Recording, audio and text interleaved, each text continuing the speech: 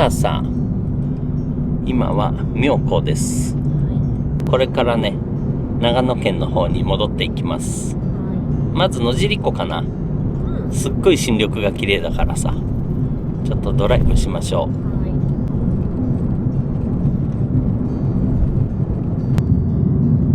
さあ、長野県です。わあ、すっげえ、この先も新緑が綺麗だね。いいね。すごい綺麗。でもなんか寒いんだよね。今日も朝マイナスでさ、まあここはさすがにプラスだったけど、長野県のいろんなところ氷点下だった。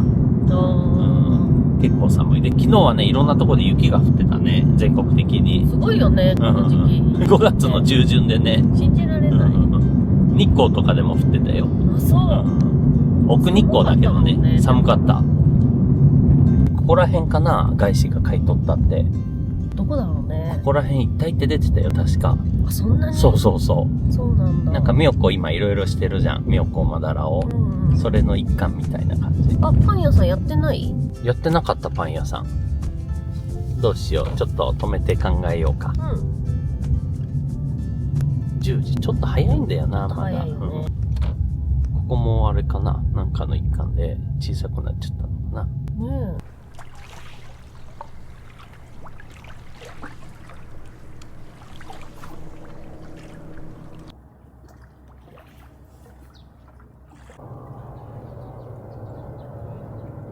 お店がさ、11時とか11時半のところが多くて、あんままだやってない。そうだね。レイクサイドカフェとランバージャックはやってるけど、両方よく行くところだからさ、ちょっとくるっと回ってみようか。そうだね。一周ね。おー、レイクサイドカフェありました。おしゃれー。おしゃれだね、やっぱり。すげえ。いいなぁ。最高の季節だね、本当にこれは。本当に最高だよね。そう、こっちです。今の時期はいいんだよね、まだ。そうそう。大丈夫。すごいね。ランプでしょ、これ。超混んでるじゃん。混んでるね。あ、こっちはアースボード。あ、そうそう、アースボートと、あ、ここなんだ、アースボートね。大人気だ。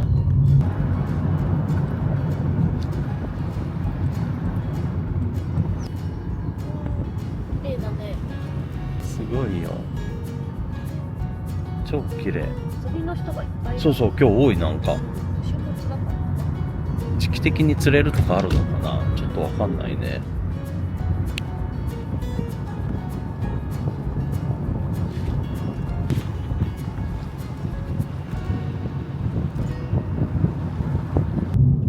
結構アップダウンがあるよね、野尻湖は。すごいんだよね。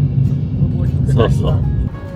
最高の眺めじゃん。妙高山と湖と。細いね。細い。道が。細いけどまあ大丈夫。今日は車がね小さいから余裕です。結構細いよね、でも。そうだね。あ、リスだ。どこ行っちゃったかな。あ、いたいた。俺らあっちで止まってみる。止まれないかな。止まれるって。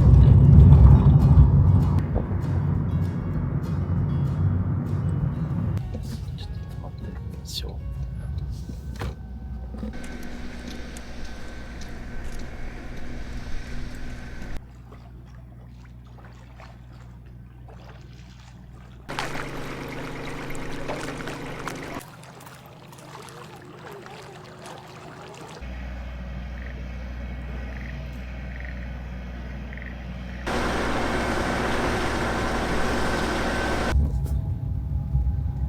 いやー、いいね、やっぱり野尻湖。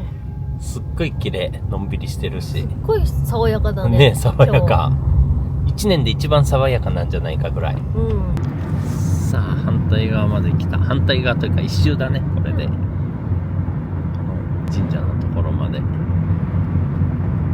やー、今日はマジ綺麗だな。最高だね。すごいよ。町営駐車場。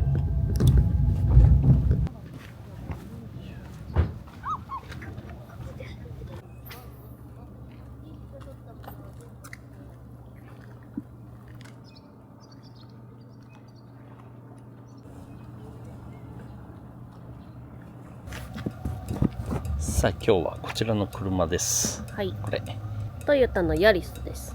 ヤリスのハイブリッドだね。 HEV 借りてきました。コンパクトだね。うん。こんな感じ。いいじゃん、小さくて。ヤリス HEV を借りてきたんだけど、なんでかっていうと、はい、私の車を探してます。私専用の車ね。勝手にね。そちらキャンピングカーとボンゴがあるじゃん。そうそう。で、なんならバイクもあるし、そちら用の車はあるんだけど、1台も私の車ないの。乗用車は1台あるんだけど。そうそう。自分用って何？自分の遊び用っていうこと？そうそうそう。なるほどね。まあ俺キャンピングカーあるからさ、まあ、キャンピングカー2人でずっと使うけど、楽しいもんね。いろいろいじったりさ、内装変えたりしてるじゃん、勝手に。まあボンゴもそうじゃん。なるほど。いいんじゃない？条件はね、燃費とあと楽しい車。あ、乗って楽しい車ね。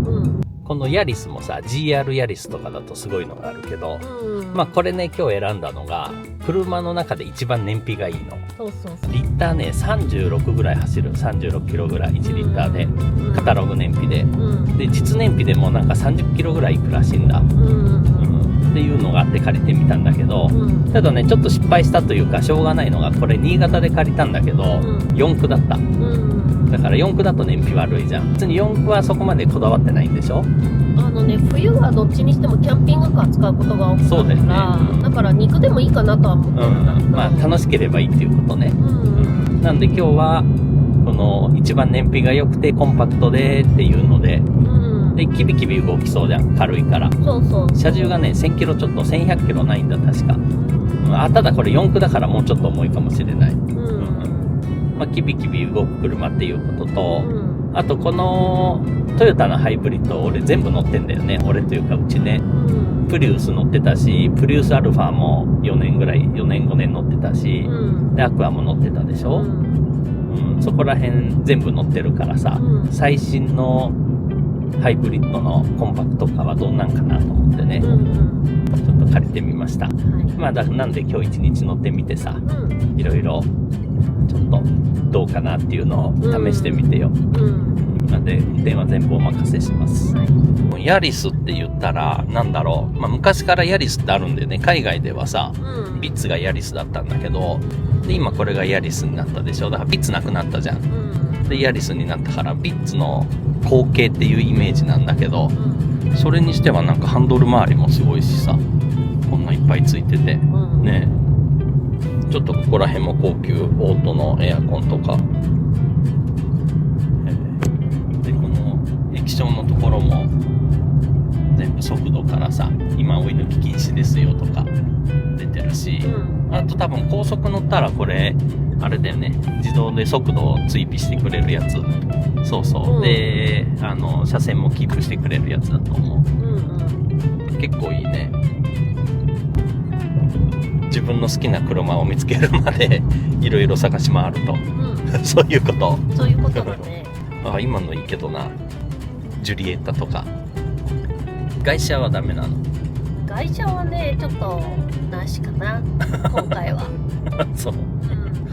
壊れた時にね、大変だもんね。そう、壊れた時にもこう困っちゃうし。そうそう。まあ普段使うのは別のあるからいいんだけど、俺ら距離乗るじゃん。そう。で、ふらふら1週間長野とかずっとふらふらするんでしょ、それで。結構乗るもんね、結構乗ると思う、だから。まあそれがあるから燃費がいいのっていうのと、それから乗ってて面白いのっていうところだね。それで探すか。まあ俺もね、ちょっとね、何個か乗ってみたい車があるんだ。それも合わせてさ、俺のもちょっと一緒に混ぜ込んでよ。なんで？俺もちょっとは乗るじゃん。そうかな。ちょっと、だいぶ乗ると思う、多分。そうかな。私専用の車だと思ってた。まあ、でも、だって、まあそうだけどさ、まあいいじゃん。力も結構あるよね。まあパワーウェイトレシオが10キロぐらいじゃない？多分。1.5 リッターでしょ？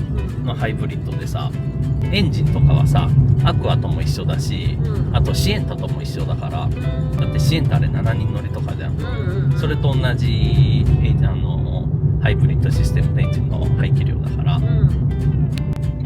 車格もコンパクトだからさ、うんまあ面白いかは別だね。そうだね快適で無難な車って感じ。うんあと、まあ後ろ荷物も乗るし人もまあ乗ろうと思ったら乗れる。乗ろうと思ったら乗れるしっていうところで、まあだけど基本ね、後ろなんか乗らないな。後ろの基準は寝れるか寝れないかじゃん。まあね、うんそうそう、もうだけど、そこは割り切るしかないよね。もう寝ないでいいじゃん、今回は。そうなるとまたハイエースみたいなのになっちゃうから。そうだね。お腹減ったんで、ご飯食べに行こうと思って。野尻湖で食べたかったんだけど、まだ空いてなかったから、これからね、黒姫食堂っていうレストラン、カフェかな、にちょっと行ってみようと思います。気持ちいい道だね、ここねえ、初めて来るね。そうそう、さっきのさ、諸越街道はよく通る道で、そこから一本曲がって入ってきたんだけど、戸隠の方に行ってるのかな。そうだろうね。あと300メーターだったよ。これだ。やってるかな。オープン、やった。超いいところじゃいいじゃん。ん。黒姫食堂って書いてある。ここでいいか。ここか。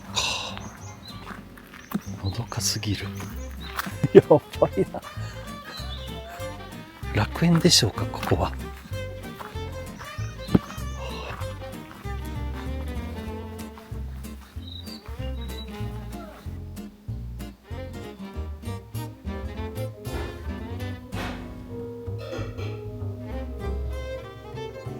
これかな。ワンプレートとサラダパスタかな。1800円と1600円だね。でね、朝はモーニングプレートも1000円であったみたい。こん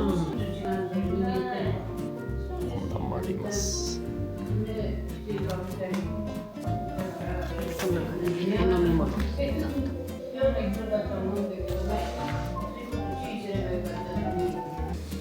こういうセットにもできるみたいだね。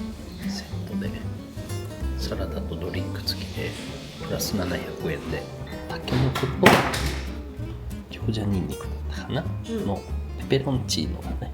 そうだね。なんだろう、このお肉。いただきます。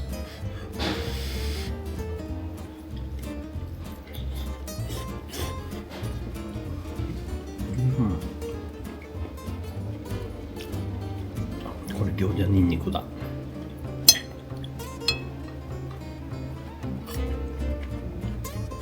まいな。味が結構しっかりだね。なんだろうね、お肉だよね。なんかハーブ入ってそうな感じの。ハーブのソーセージっぽい。あ、うまっ。美味しそう。あったじゃん、ソーセージのメニュー。それが多分。超うまい。これだ、これだ。多分このハーブソーセージが入ってるんだな。私、スープが参りました。コンソメスープなんだけど、上にね、これです。ふきのとう。飲んでみる？なんか上にソースが。美味しいね。超美味しいね。超うまい。でもすごいんだけど、タケノコこんな入ってる？ほら。本当だ。重くない？ね。もりもり。うまっ。うどとデコポンが乗ったうど。すごくない？ね。あとはブロークンポテトと、あとこれがガンモ、自家製ガンモ。美味しそうだね。そう。いただきます。お豆腐。ガンモね。すごい。もっちもちだったな。で、いただきます。美味しいね。あ、うまっ。あれみたい。自然薯の磯辺揚げみたい。こんなもちもちなの。味付けもいいね。おむすびっていうのがいいね。美味しい。これ食べてみないとね。それなんだろう、なんかあれじゃない？俺と一緒の春雨、春巻き。パリパリだ。ね。うわ、うまそう。皮が薄くてすごいパリパリで。中華みたい。うん。これちょっともらっちゃおう。あ、美味しい。うど大好きじゃなかった？うん。あ、これやばいよ。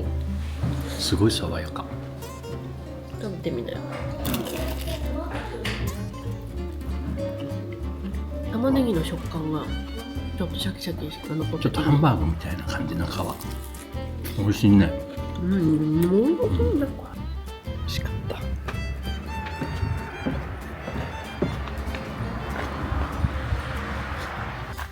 た。妙高さんもバッチリ見えてる。へえ。いや、美味しかったね。美味しかった。なんせのどかで。おしゃれだったね。おしゃれだった。すごいおしゃれだった。1日5食限定の定食。プレートすごいね。あれ良かったね。いいね、あれ。パスタもすごい美味しかったんだけど、いっぱい食べる人だとちょっと足りないかもしれない。よし、ではこのまんまね、戸隠に抜けれるみたいだから、戸隠に行きます。はい。これね、行ったらあれだ、群れ温泉だよ。あ、そうなんだ。そうそうそう。なになに、水場所があるの？見てこうよ。どこだろう。結構歩くのかな。他の道15分。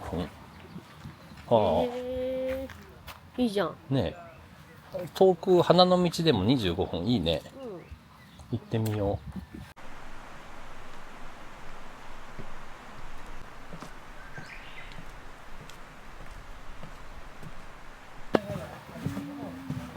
あ、二輪草かな、白いの。すごい綺麗。違う？水場所はちょっと遅いね、もう。こんなとこ歩けるところがあるんだね。でもすっごい綺麗だよ。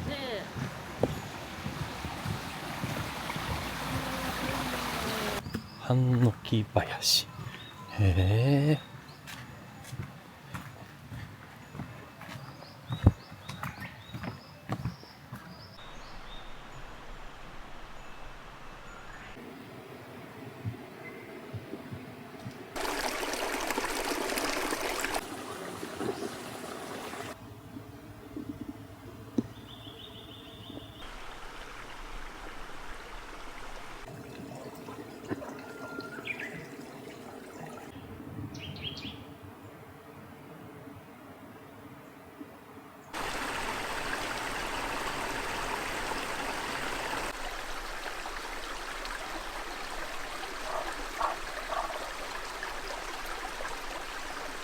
せっかくだからもうちょっと歩こうか。花の道の方行ってみよう。こっち800メーターだったかな。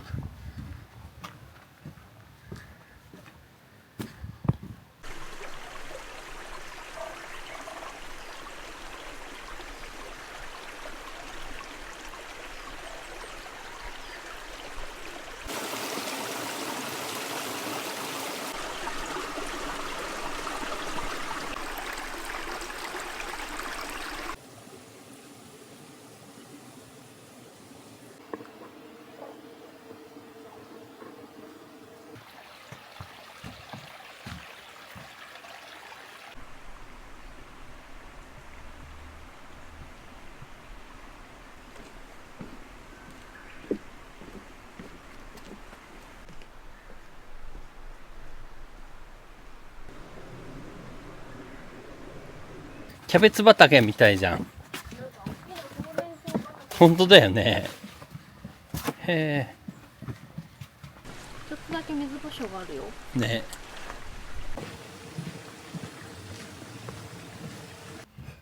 ここなんだろう、スキー場かな。なんかリフトが見えてるよ。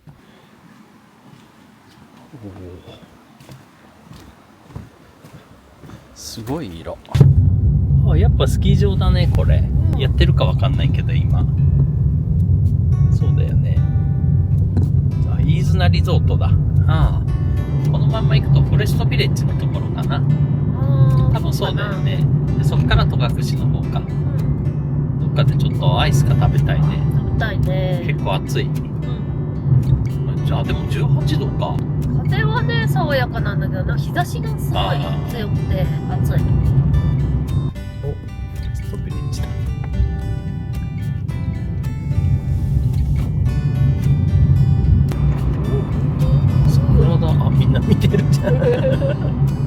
すごいね。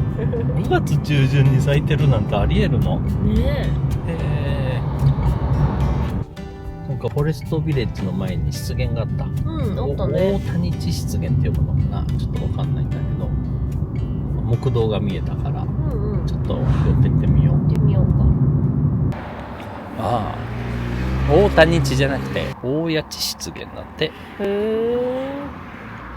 一周1キロほど行ってみようか。うん。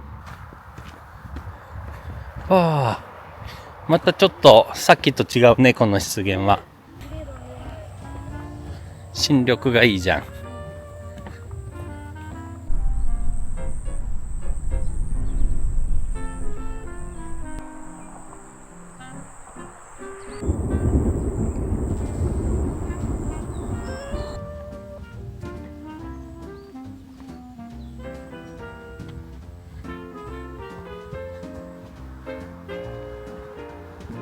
あ、すごいじゃん。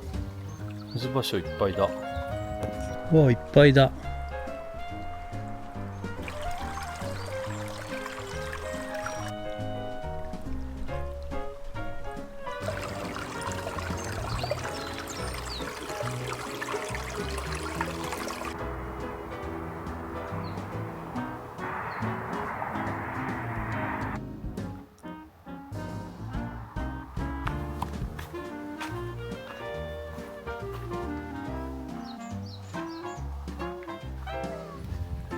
なんか原生林って感じじゃない？すごいね。お、ちゃんとここからまた遊歩道しっかりしてる。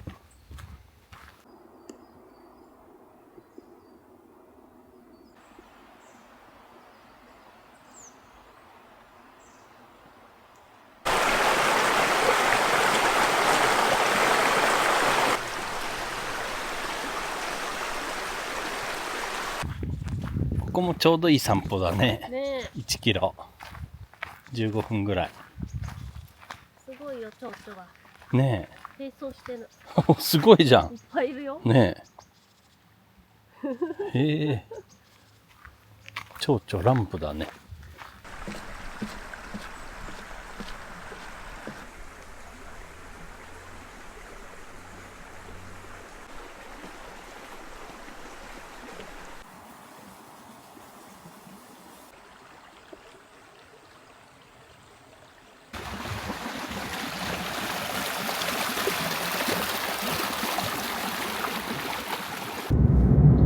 大谷地湿原も綺麗だった。いいね。全部程よいんだよな、大きさが。そうだね。ね、20分ぐらいで。ちょっとお散歩。そうそうそうそう。どう、このワインディングというか、この山、ちょっとした山道も軽快だね。やっぱり軽いからかな。ね、上り坂もビュッと行くよね。いい感じです。あ、ここ寄ってこうよ、絶景。すっごい絶景だよね。北アルプスも見えるんじゃない？行ってみよう。こう登ると絶景が待ってます。ああ、もう見えた。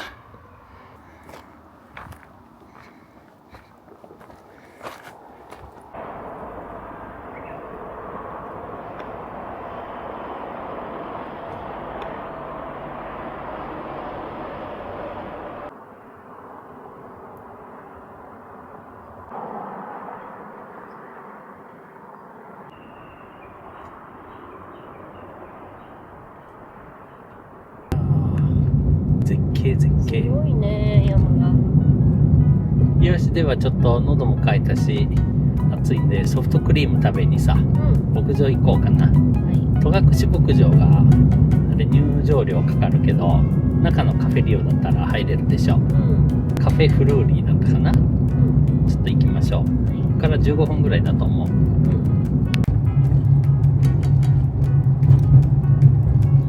本当余裕だね。なんかアクセルもそんな疲れなさそうだね。全然大丈夫。わあ、混んでるね。今日はお寺類はいいですか？あ、神社。神社ね。神者類はいいですか？またゆっくり来たいね、奥社とか。ここ2、3年行ってないからね、奥社の上のところまで。そうそうね。そうね。一回行きたいよね。ゆっくり行ってみたいね。冬入れないからさ。怖いないかな。車からならみたいな。怖いね。でもここもうちょっと奥の方で歩いてたじゃん。この道路沿いを。去年かな。テレビでね。さあ、ここら辺じゃなかった？入ってくるの。キャンプ場のところだよね。すごいよ、バスいるじゃん。なんだ？ここだよね。戸隠牧場。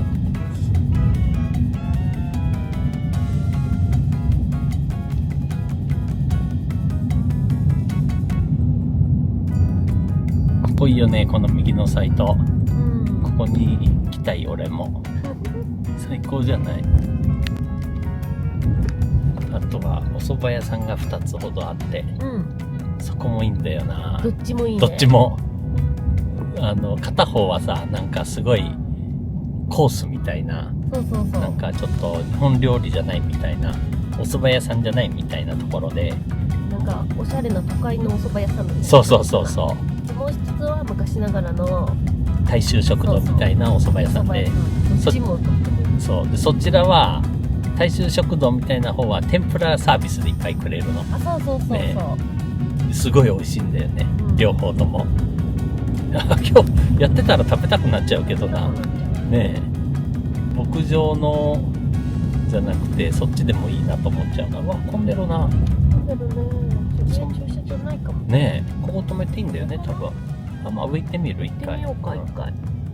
この左と右、それぞれ。やってるよ、そば。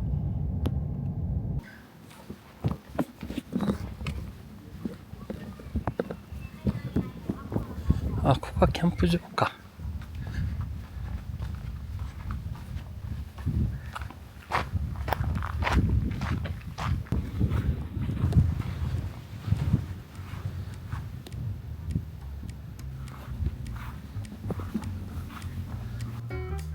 さあ、今日はプリンソフトと、前も食べたかな。あとはコーヒーフロート。うまそう。美味しそう。こっちすごくない？すごいね。溶けるよね、もう。もう溶けてるよ。ほんと？いたただきます。豆腐もうまい。美味しい。超うまい。いいね。最高ですね。結構濃厚だよね。そう。溶かすともったいない系の。美味しい。いいよね、ここ。最高だよね。テラス席でさ。このキャンプ場も良さそうだね。そう、来ないと。でもね、キャンピングカーだとすっごい高いの。なんか値段が全然違ったんだよね。そう。ね。大きさに関わらず。そう、8だったらもうダメだったから、普通の、だからボンゴで来たらいいんだけど、か乗用車でね。まあ乗用車でもいい。そう、別にテントでいいんだからね。テントでいいんだから。わかる、この感じ。超昔ながらだよね。美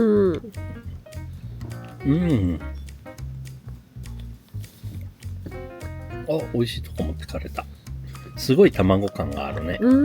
美味しい。よし、では戸隠を後にして黒姫の方に戻っていきましょう。左かな？だよね。さあ、降りてきました。結構これあれか、足回りが硬いのかな。結構振動は拾うね。そうだね。高級車じゃないからな。高級車どころか一番安いぐらいの車なんじゃないかな。多分ね。いくらくらいなんだろうね。車？これでね、どうだろう、250万ぐらいかな。結構するんだね。そう、結構高いんだよ、最近。だってそれこそ、昔買ったプリウスなんかさ、新車で200万だったし、で、その後プリウスアルファ乗ったじゃん。あれなんかも250ぐらいだったかな、車両が。そう。だからプリウスアルファと一緒ぐらいでさ、車格とか比べたら全然違うじゃん、これと。アクアなんて言ったら200万しなかったでしょ、うん、それが今これで200万ちょっとぐらいからあるのかな、この HEV でね、うんうん、でアクアでももう今200万超えてるし、プリウスなんか余裕で300万超えるからさ、うん、結構車は高くなってるんだよね。そうだね、だから予算決めて欲しい車を探して、買ってください。わかりました。ただこれ欲しいでさ、1000万円の持ってこられても困るしね。勝手に買ってきてもらったらいいんだけどさ、自分の好きな車買ってもらったらいいんだけど、まあいくらのどの車を買うかっていうのもあるんだけどさ、どうやって買うかっていうのもあるじゃん。まあそうだよね、現金一括で買うかローンで買うかみたいなね。そう、残価設定型クレジットとかね。そういろいろあるからね、買い方は。まあただあれでしょ、そんな3年5年で手放す気はないんでしょ。ないそうでしょ。それでいくとさ、前いつだろう、あれ去年だよね、ご紹介したさクラウドローンっていうサービスがあったでしょ、あれも1個ありだよね。そうだね、あれだったら簡単にさ、いくらぐらいの金利で借りれるかとかすぐ分かるから、その借り方もいいかもしれないね。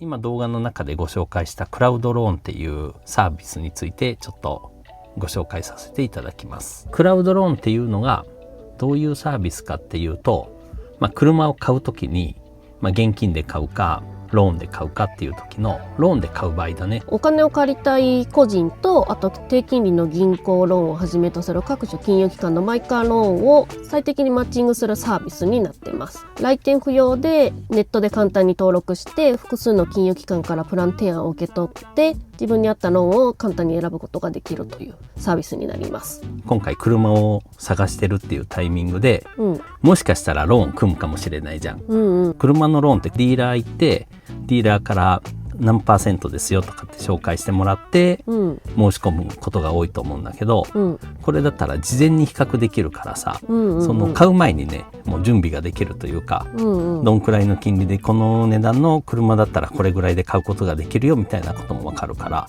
すごい便利なサービスだなというふうに考えます。で、車を買う方法って大きく3つあると思うんですけど、まずは現金一括、これはまず一番シンプルな方法で金利もかからないし完全に自分の車になる、支払った後は、でただ高額になればなるほどまとまったお金が必要になってくるので手元のお金がちょっと減っちゃうっていう心配はあるんだけど、現金一括が一番シンプルな買い方で、次に残価設定型クレジットという、残クレって呼ばれているものなんだけど、最近よく聞くサービスで、これは将来の下取り価格を先に決めて残りの金額だけローンを払う仕組みというものです。だから毎月の支払いは抑えやすくていいんだけど、ただいくつか条件があって、走行距離の制限とか、あとは傷とか事故があった場合の金額の支払いとか、あとは最後に追加費用がかかってくるみたいな場合もあります。で、頻繁に乗り換える人には向いているサービスかなというふうには思います。だから3年5年で乗り換えるよとか、そういうことが最初から決まってればいいけどもっていう、なんかちょっと緊張感がありそうだよね。そうなんだよね。なんとなくね、気分的には3年後5年後の決められた期間の後に返すから、すごく綺麗に乗らなきゃいけないとか、あとはあんまり走行距離伸ばせないよとか、そういうのがあるから、それを加味した上で検討する一つの選択枠ということ、で3つ目がローンだね、これがディーラーローンと銀行マイカーローンという2種類あります。でディーラーローンはもう車買うときにディーラーで申し込むもので、金利は銀行ローンに比べると高め、楽ちんだよっていうことだね。でもそこで全部やってくれるから本当に納車の時期が早くなったりとか手続きが少なくて済むのでとても便利ですよっていうサービスです。逆に銀行ローンは低金利だけど銀行さんに行って申し込まなきゃいけないとか、いろいろ手間があるよっていうことだね。車屋さんのディーラーローンと銀行で借りる銀行ローンだとかなり金利に差があるんで、最終的にはね数十万円の単位で費用の差が出てくることがあります。なんでどこで借りるかっていうのはすごい重要になってくると思うんですけど、銀行ローンの方が手間だけど安くは買えるなっていうのはなんとなくわかるじゃん。今回ご紹介するクラウドローンっていうのは銀行ローンの一括比較サービスみたいな感じです。ちょっと流れを説明させていただきます。クラウドローンの使い方なんですけど、まず登録は必要になります。融資の目的とか、あと借入希望金額、年収、他社の借入状況など、難しいことはなくて簡単な入力になるんですけど、これを入力して登録をします。次に行うのが予備審査になります。で、ここが結構大事で、クラウドローンが提携している銀行や金融機関にまとめて事前審査を出してくれる。で、普通だったら A 銀行行って B 銀行行って C 銀行行って、それ一個一個確認しなければいけないところをネットで一括で予備審査をすることができる。で、しかも地方銀行とかも含めて比較できるのが便利。そう、ここがねすごいよね。その地方銀行だとわざわざじゃあ遠くのなんとか県の銀行行きますかっていうところで、それをこれ一括でできるっていうのがすごい便利だなっていうふうに感じるね。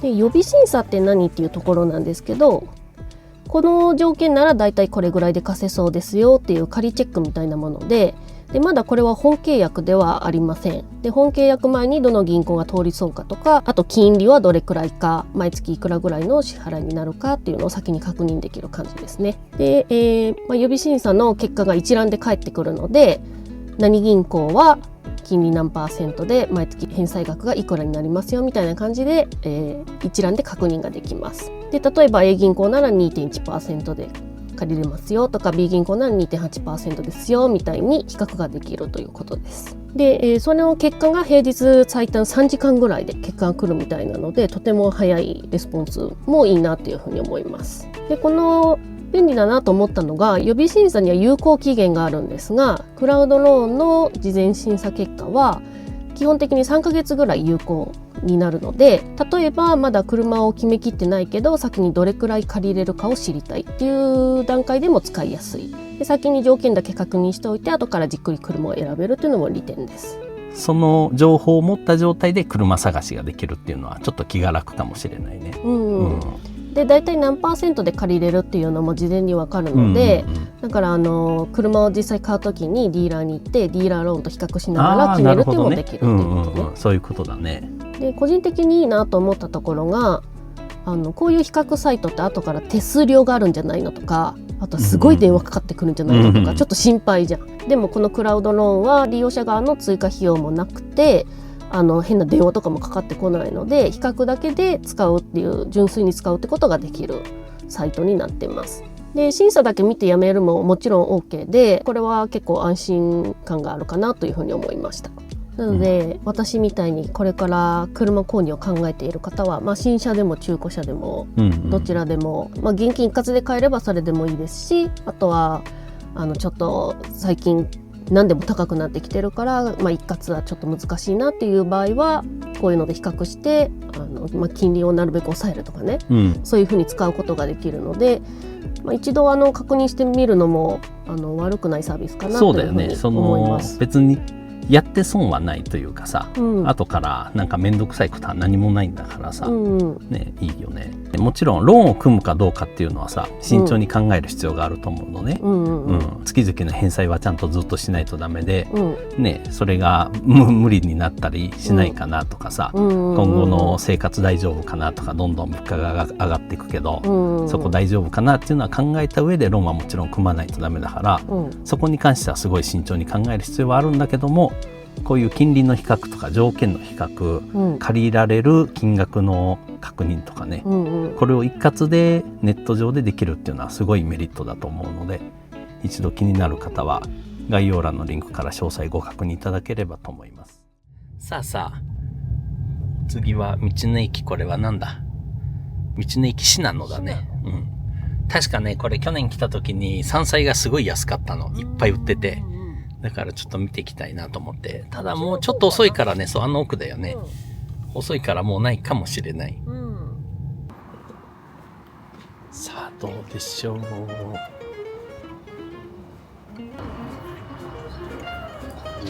個しゃったら。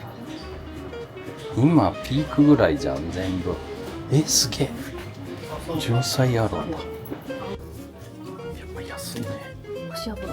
綺麗だな、この。やっぱあんまなくなっちゃった。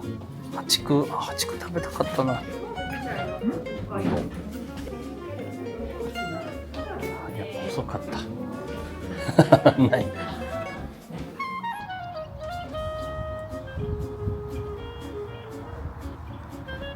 戻ってきますか。途中さ、あそこがあるじゃん、道の駅洗いが。ちょっとミサで早めの夕飯食べていこうかな。そうしようか。ちょっと早めの夕飯、遅めのお昼ご飯かな。ちょっとお腹減ったよね。そうだね。小腹が減ってきた。がっつり食べてもいいけど、ラーメン食べるか。あ、定食もいいね。定食もいいね。行ってみましょう。はい。すげえ燃費超いい。30.5。30.5 だって。4駆だよこれ。すごいね。すごいよね。4駆だよね、確か。それカチカチしてたらさ、4駆だよねこれ。 AWD ってなってるもんね。すごいな。結構ロードノイズを拾うね。下がボコボコだったりこうザラザラしてると、そこら辺結構うるさい。多分そこら辺のあれが防音材っていうのかな、吸収材みたいなのが少ないのかな。安いからね。高いけどさ、今車が高い中で考えたら格安なんじゃない？多分そういうことだよね。さあ到着です。ちょっとミサに行く前にさ、車をなんかちょっと見てみようかな。後ろも乗ってないしね。いや、さあトランクはどうでしょう。まあ普通か。普通だね、この感じ。あ、で倒せるんだ。どう倒したら。あー、完全フラットにはちょっとならないんだ。ね。車中泊は無理そうだね。なるほどね。まあだけど十分っちゃ十分か。後部座席はどうでしょう。後ろは結構狭いね。運転席だって女の人の椅子でこんな感じだもん。こんな感じ。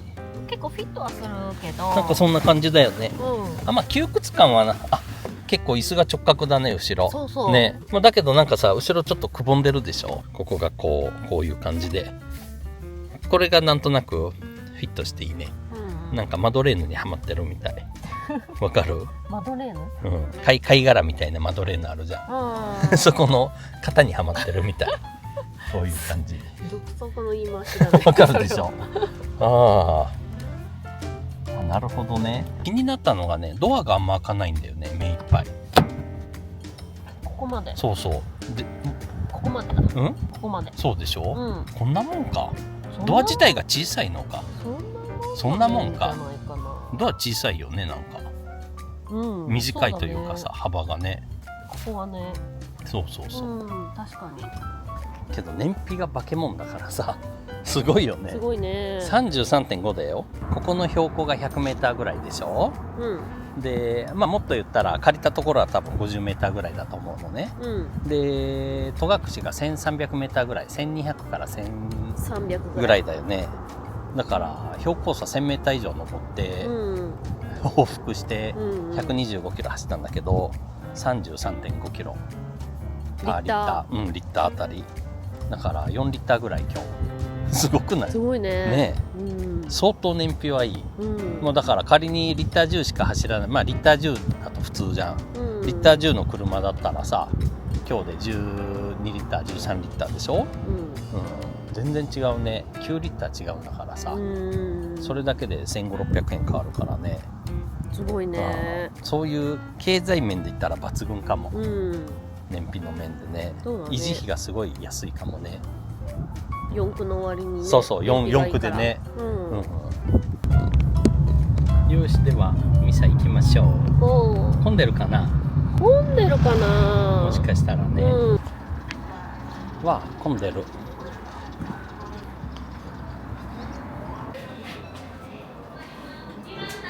は具野菜と鶏スタミナ定食。これです。ほい。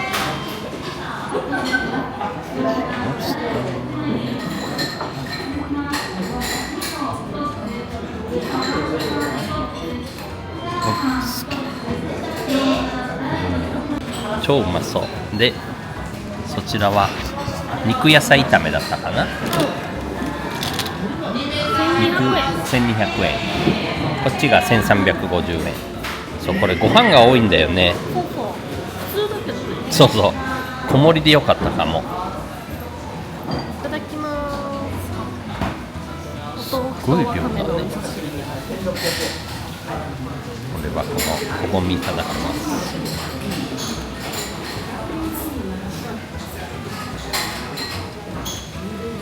あ、うまい。あ、美味しいね。すごいね。うまそう。うわー、やばい。照り焼きだね。あー、うまい。美味しい。